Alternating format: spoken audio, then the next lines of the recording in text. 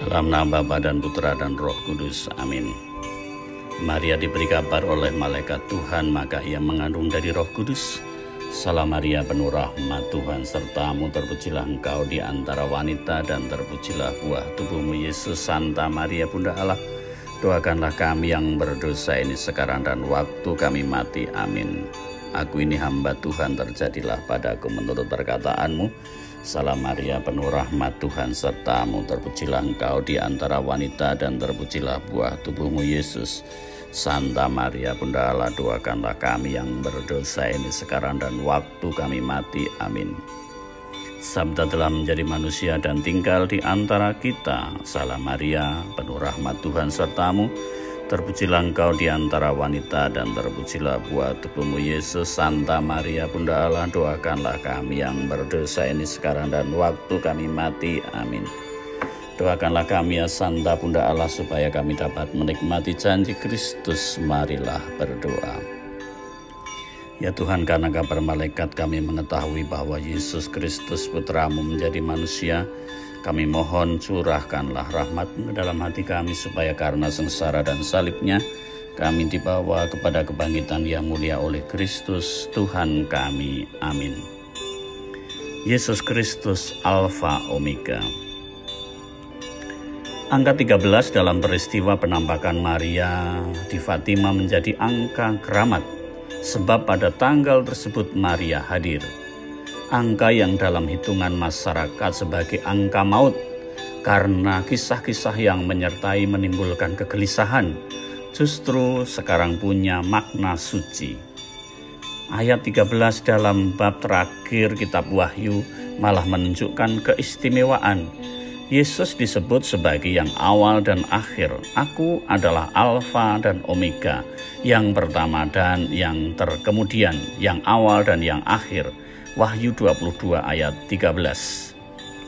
Menjadi bagian akhir dari seluruh Injil, peneguhan siapakah Yesus mempersaksikan bahwa Yohanes pengarang Injil meneguhkan umat Tuhan yang sedang menghadapi penganiayaan yang kian hari kian berat. Intisari kitab Wahyu adalah bahwa Allah berdaulat atas sejarah dunia ini. Kuasa iblis yang memakai pemimpin dan budaya dunia untuk menyesatkan umat manusia tetap ada di bawah kendali Sang Pencipta dan Pemilik. Kristus telah memastikan bahwa semua rencana Allah bagi dunia dan bagi keselamatan umatnya tercapai dengan sempurna.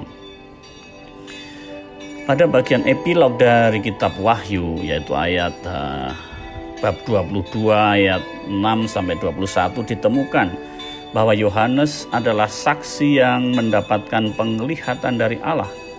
Namun dalam bagian penutup ini lebih ditekankan kutuk yang akan menimpa semua orang yang tidak mentaati pesan-pesan Wahyu. Kekudusan adalah unsur yang terus-menerus ditekankan dalam bagian ini.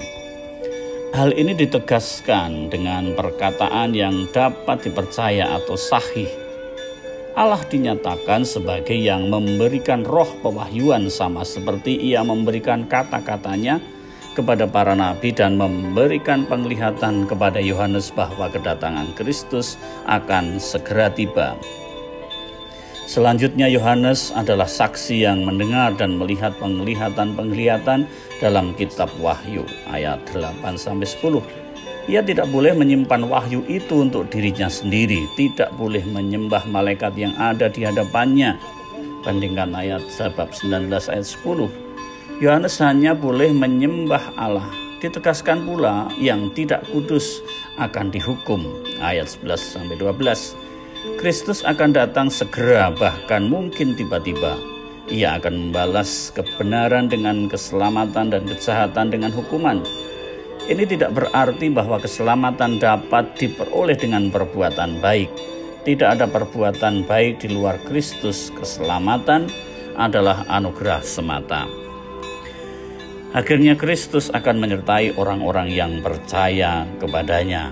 Ayat 13-17. Sedangkan bagi mereka yang sesat muncul peringatan akan hukuman. Ayat 15. Kristus adalah tunas dan terang fajar yang sejati. Dialah pengharapan umat manusia. Yesus Kristus Alfa dan Omega. Marilah berdoa. Yesus, Engkau awal dan akhir, Alfa dan Omega, milik-Mulah hidup kami. Di tangan-Mulah kami dituntun, di akhir hidup kami inilah kami dituntut. Semoga persiaran kami ini senantiasa ditandai dengan keyakinan akan kebenaran sabda-Mu. Biarlah kami semakin kaya dari awal sampai akhir kehidupan seturut dengan jalan hidup-Mu. Kami agungkan Engkau selama-lamanya. Amin. Bapa dan Putra dan Roh Kudus. Amin.